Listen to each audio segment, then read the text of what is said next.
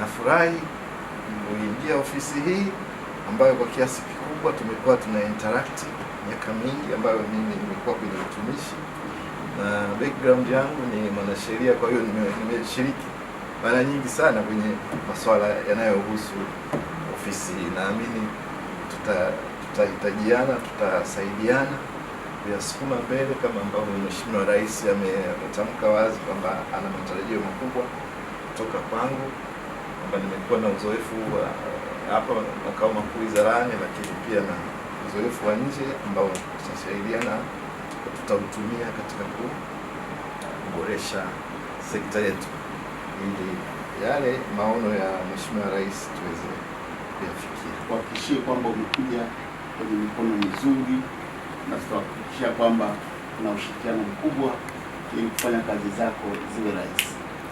Pamoja na kwamba ni naibu katibu mkuu mazingira, lakini mambo yote ya ofisi ya makamu wa rais ni yako.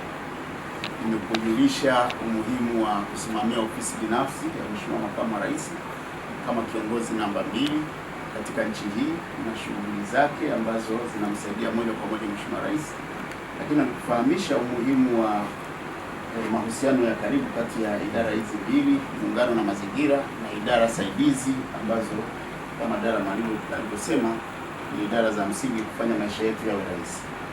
Lakini nikujulisha pia umuhimu wa taasisi zetu. Kuna NEMPI ambayo ilikuwepo kwa muda mrefu na watumishi wake wako hapa. Ni taasisi muhimu sana sana sana kwenye usimamizi wa mazingira nchi hii. Wamefanya kazi kubwa huko nyuma.